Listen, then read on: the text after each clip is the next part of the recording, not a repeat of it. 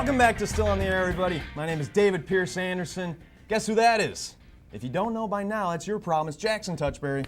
Jackson Touchberry, how are you? Doing well. How you doing, Dave? I'm doing fantastic. It's good to see you again. Yeah, I'm glad you made it. I'm so ready for this show. Are you? Yes. Well, then let's do it. Let's do it then. Today's non-sponsor is Super Bowl commercial dogs. Super Bowl commercial dogs. We didn't die this year. Super Bowl 53 was played on Sunday. Tom Brady and the Patriots won their 6th Super Bowl. Coincidentally, Marshawn Lynch participated in 6 Super Bowls that night alone. There he is. There he is. Good old Marshawn. This was actually the lowest scoring Super Bowl of all time, 13-3. Wow. Coincidentally, the Rams scored as many points in the Super Bowl as nipples have been seen at Super Bowls. Big time. Super Bowl halftime show. Had mixed reviews. I personally was a big fan of it. I thought it was a good mix of musicians and everything. But a lot of people wish that Travis Scott played a little longer. They wish that Outkast had a full reunion. We can all be happy, though, that Cardi B backed out of the performance. But the SpongeBob. The SpongeBob. Jackson, you know what? That's a great point. The SpongeBob. Another bit of controversy surrounded that indeed and the lack of tribute to Steven Hillenburg and SpongeBob's Sweet Victory. When asked about the decision, the Super Bowl halftime show coordinator said, "Sweet Victory? I thought you said Weast Victory." That sounds exactly like them. They're clueless. Dang. It was such a disappointment. Yeah, anyway. I believe you. You didn't see it, did you? What? No. That's all right. We're going to move on from Super Bowl stories and get you involved on this, Jackson. Okay, cool. EMU closed its campus 3 times last week due to weather or not. The chances of a lawsuit was likely. They weighed the options. They said somebody's probably going to sue us if we don't close. And they were probably right. And that's why they closed. Anyway. Yeah. The polar vortex hit all of us hard last week. It didn't hit anyone harder than the year-round shorts population. We want to dedicate this show to them as they stayed fully committed to what turned out to be their fatal lifestyle. They all died. We will miss your cargo shorts, your Hanes socks, and your oddly defined calves. You don't need to wear full-length pants in heaven. That's right. That's right. They're in a better place. Universal Orlando has introduced a butt-naked glitter-farting troll as one of their attractions. Guy Diamond from the Trolls animated movie walks around with defined booty cheeks and crack and will fart at guests, releasing a sparkly cloud of excrement. So when the troll does it, it's cute, but me, they ban me for life and order hundreds of doctors to study why I have glitter coming out of my anus. All I want is consistency, Universal. What? Really? That's real stuff. That's a real story. They got a mascot that farts glitter. That's the whole point of it. Finally! And that's not even the worst of it. This week in Florida, a man was jailed for beating up a man dressed in a Minions costume. He was penalized with community service in which he had to beat up 2 guys in Minion costumes. Again. Finally. Finally. Florida, you're doing something right. Hey. Jackson, we alluded to the fact that you did not watch the Super Bowl. No. But I did. That's okay. I got a few people together to watch the Super Bowl. It was a fun time. I've been experimenting with food lately. I know. And I did so for the Super Bowl. I made a beanza. All right, now if you don't know what a beanza is, that's what a beanza is. It's pizza, but instead of sauce, it's got baked beans.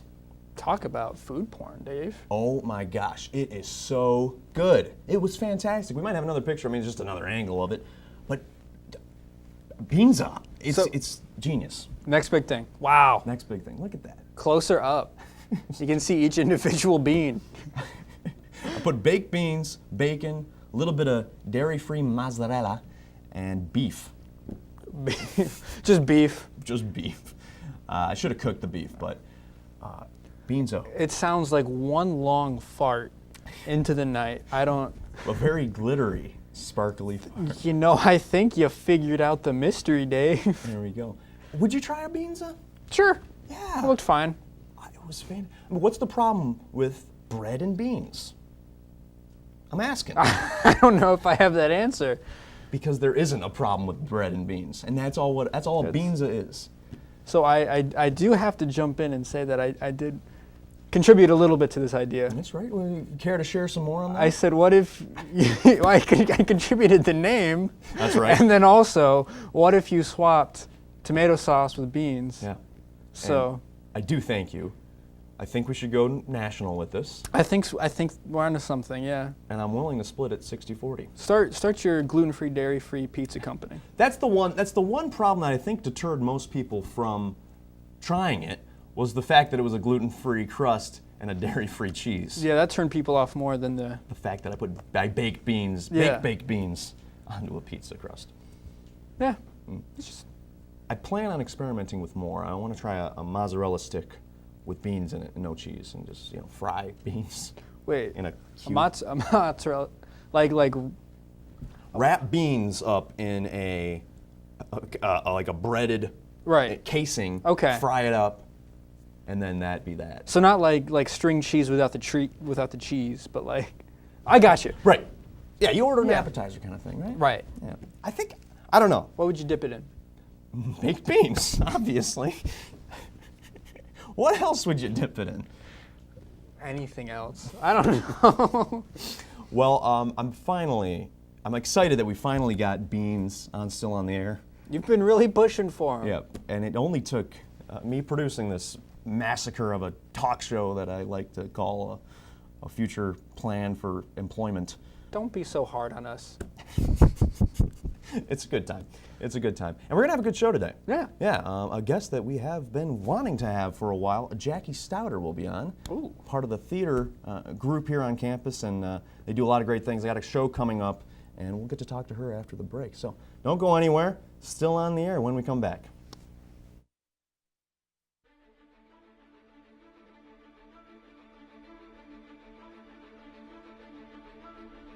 It starts with an idea, a little planning, or a lot of planning. Plenty of late nights, cameras, lights, action, all for the love of one thing: film. Join us for a truly captivating experience.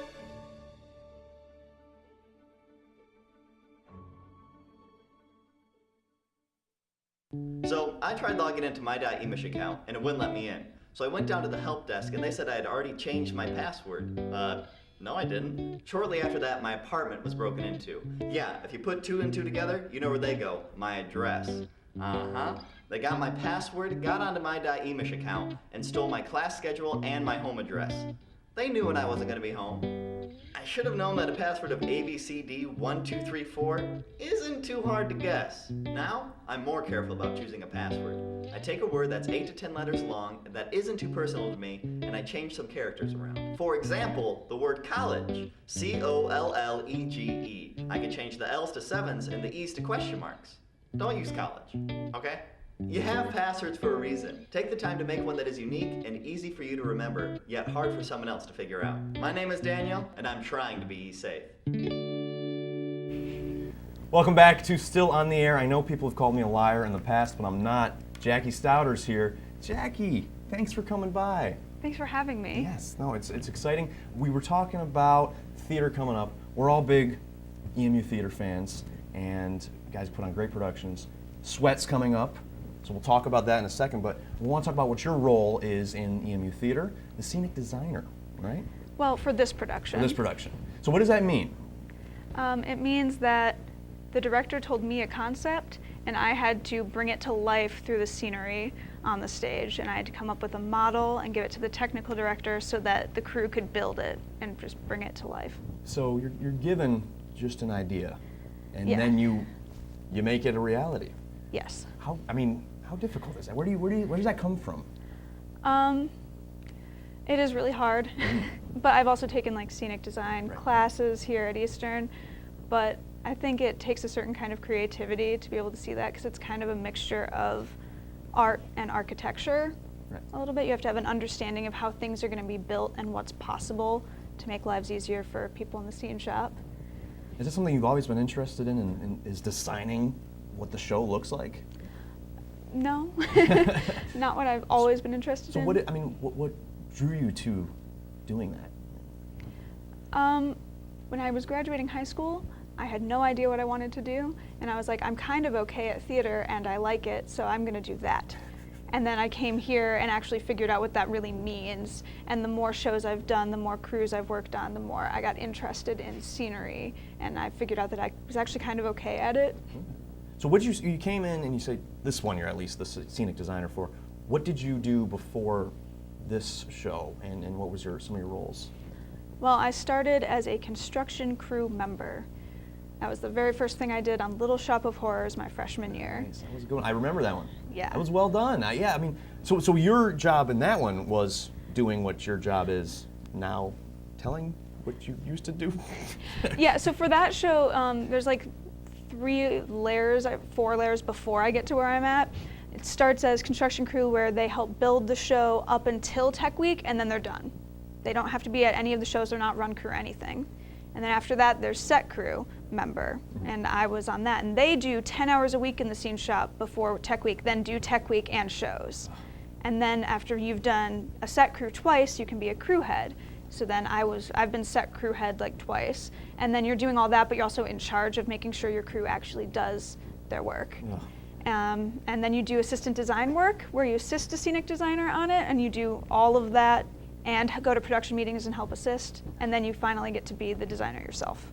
Wow. We've had a few theater members on the show before, and Jax, we were just, I mean, and you've done some stuff too. It's just an unbelievable schedule. Yeah. I mean, yeah, so like, what kind of hours are you looking at in a week, like leading up to the show? Well, this week is Tech Week, so we are there scheduled 5 until midnight every night. We've actually been doing really well, getting out at like 10. Wow. So that's really good. Tonight might go a little long. But we also have like Q to Q on Sunday was 12 to 12 is when you're scheduled, and we got out at 6. We got out really early. But I'm the scenic designer, and I have to make sure that the show actually goes up. So I've been in the scene shop before call, like all day, almost every day. Like I was there before coming here, and I'm going there after here. Well, thanks for spending time with us. We were talking about campus being closed last week. I mean, Yeah. it's 2 weeks before the show. Talk about how kind of that threw you through a loop, probably. We lost 3 days of build for the show. That's 3 full days of actually being able to construct the scenery and get it to the point it needs to be at. So I was having mini panic attacks when we got those emails. I think I was the only one on campus that wanted school. The only one. Right. Well, I want your life to be easy, but I'm thankful for Jimmy Smits to give us those days off. I like not having class. I just wanted to be able to go in the scene shop and work. But they were like, it's a liability. Yeah. So, but then I think that's kind of like the dream. You want somebody to want to go the extra mile. I know. They told me no. I was like, I'll be quiet. I won't sue. Right. So even if something does happen. So I mean, so what does that mean now? I mean, the hours, have they been prolonged? Longer than usual? We had a Saturday call, which was my birthday, so that was not great. I had to go in and work, but a lot of people showed up to help, which was really nice because we can't require anyone to do it outside of the already scheduled time. So the fact that a bunch of people showed up to help us really helped get us back on track, and we actually haven't had to do too many extra hours since then. Well, that's good. That's good at least. Have there been any, I mean, I know the theater, they get crazy. Has there been any crazy stories with either Sweat or some other productions in the past? I think the funniest thing that's happened on this show was kind of earlier on in the process. We were talking about like set dressing because it takes place in a bar. And the kind of bar that the director wants to go for, he said homey, towny bar. It should definitely not be anywhere like a college kid would go. Definitely for like the older crowd. He said kind of like Powell's. So I definitely did my research. I went to Powell's. God bless you. You made it back. It was not what I expected, actually. We weren't the youngest people there. Well, maybe we were, but there were other people around our age. But we decided what we wanted to go on the walls, and in this towny bar, we talked maybe like animal heads. And then during that, one of the ASMs leaned over to the stage manager and goes, I might have access to a deer head.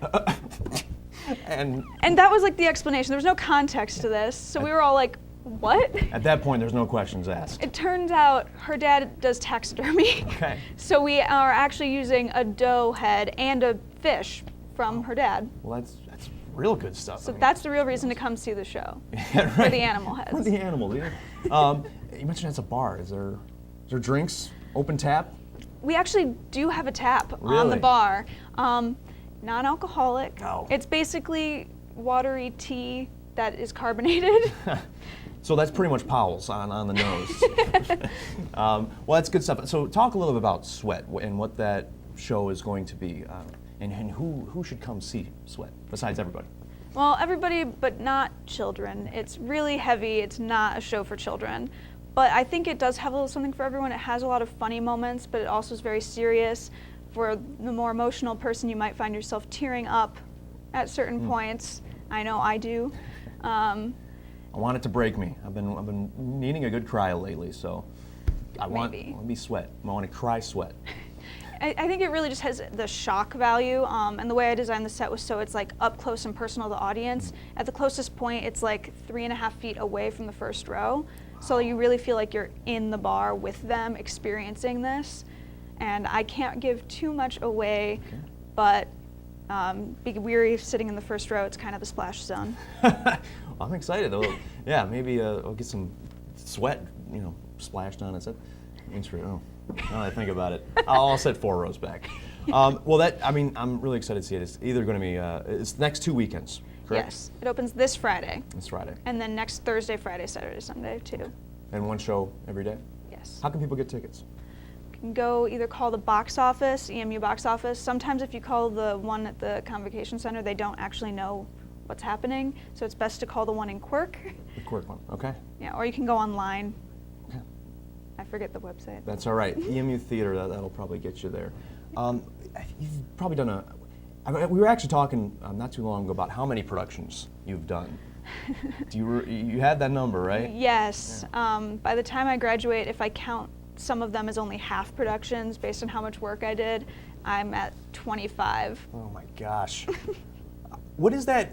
There's 8 you've been here for, at the end, 8 semesters. Oh my god. So, what does that mean? When you go forward, you're going to graduate and not know what to do. Right, with all this so much free time. It'll be weird, only working on shows and not having a job and classes as well. Is there a specific role that you've enjoyed working on productions? Maybe a specific production or just a specific role that you want to keep doing? I like being a scenic designer. It's really nice, but it's weird because you're not as hands-on as the scenic designer. You're supposed to kind of be like, here's the design, build it, and then leave. But I also work in the scene shop, so I like being a part of the building process. Right. So I'm figuring out whether I want to go more the design route or technical director.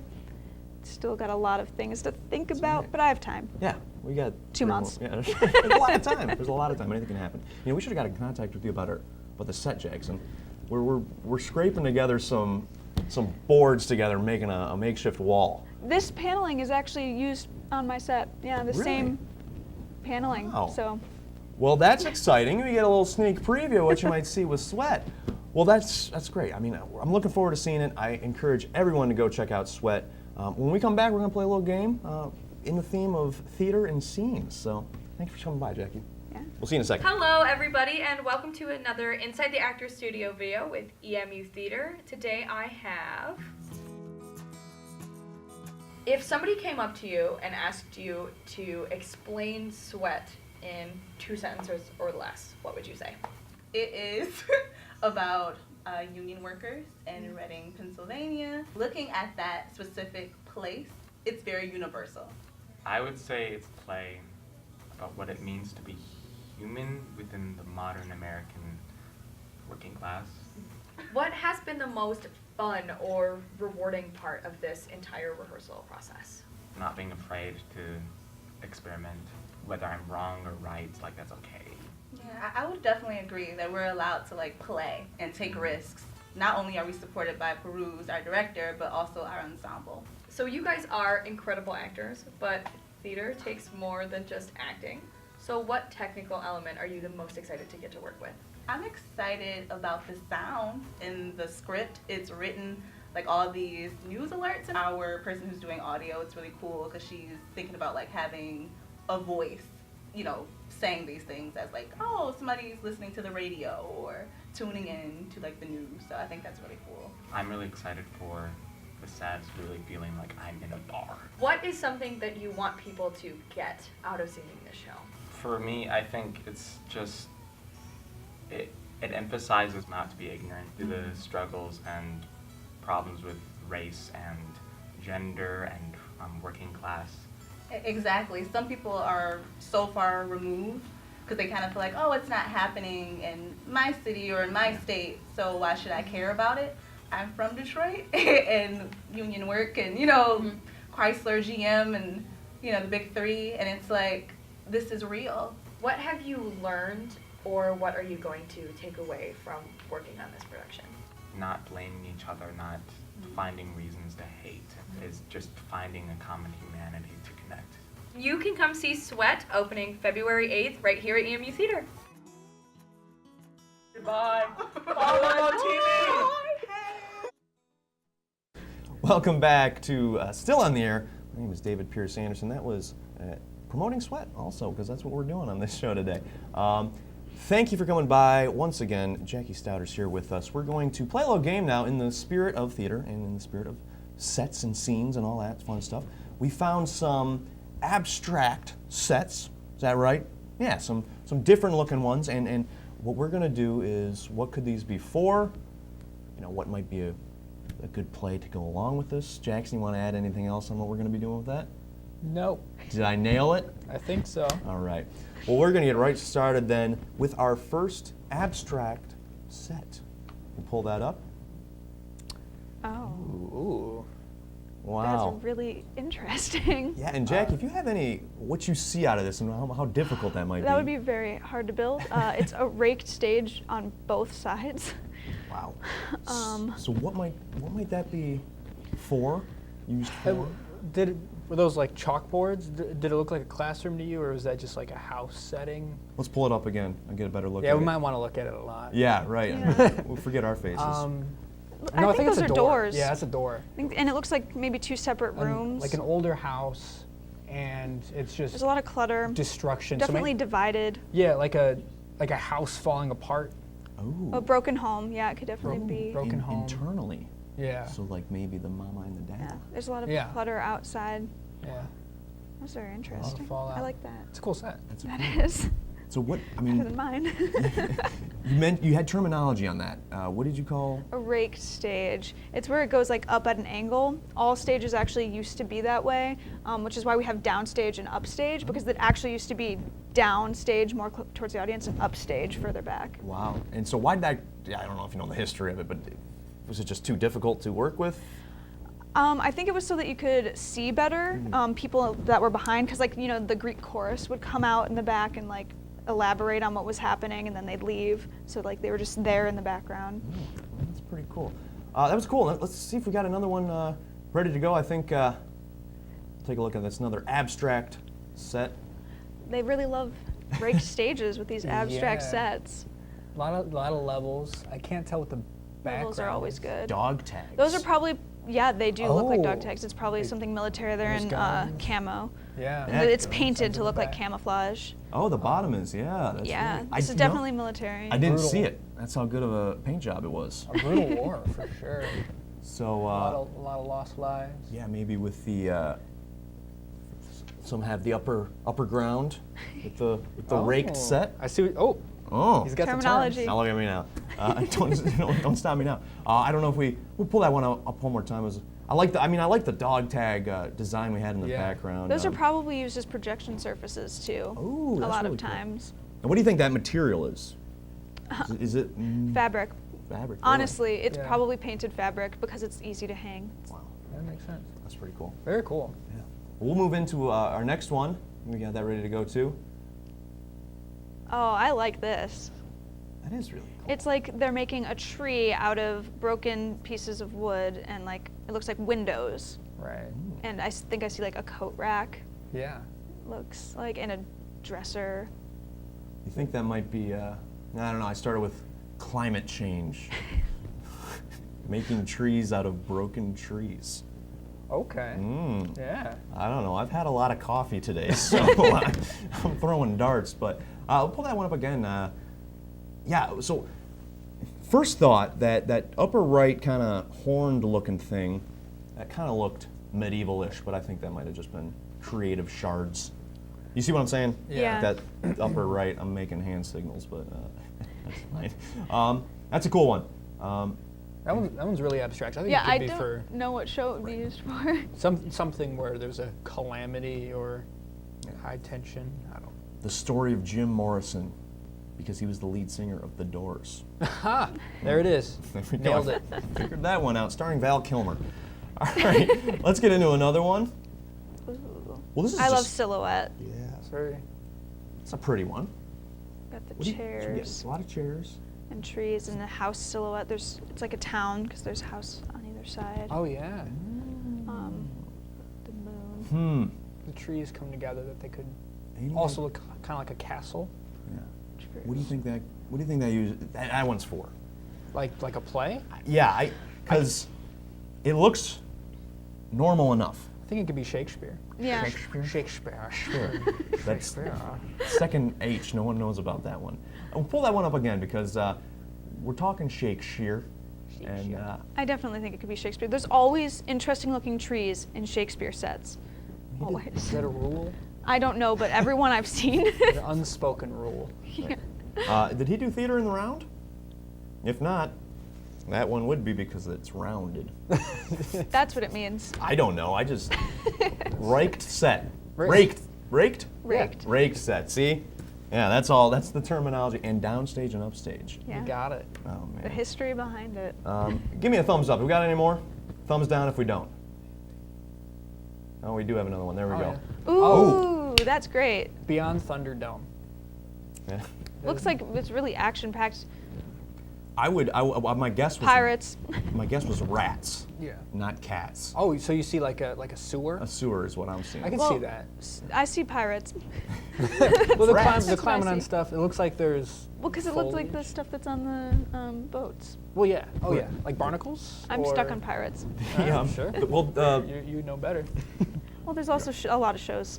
are you a pirate? He said you'll know better. Oh my gosh. Well, that was. I think that was my favorite one. That's a yeah, really it was cool really one. good. One more time, just for my eyes. If no one else cares about it, I want to see that. I want to see the rats pirates one more time. We got it. We might not have it. That's okay. There it comes. Oh. Rats and pirates. Yeah. Oh, I love the fog, Yeah. atmospherics. I know. It's just. I think it's an opera or a musical. Maybe. It's a lot of people. Yeah. Probably a crossover. It's got to be difficult handling all That's these cool. people in a play.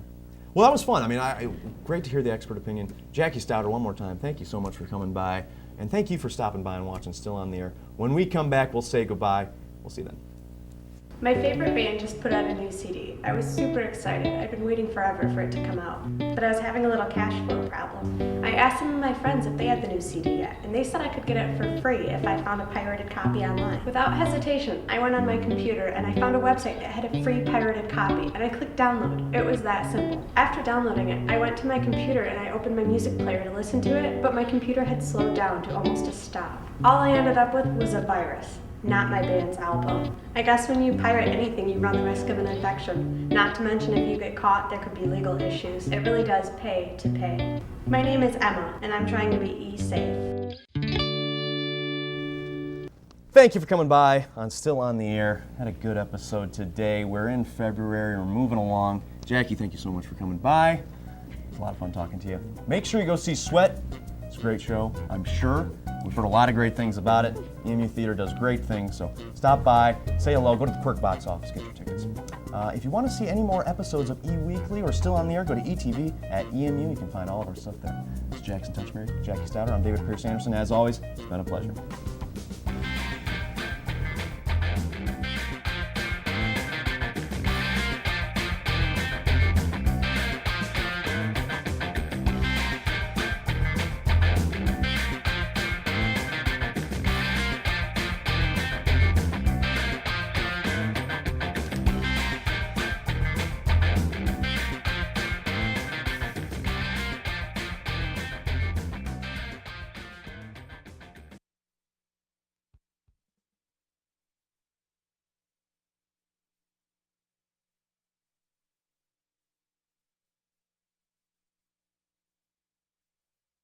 You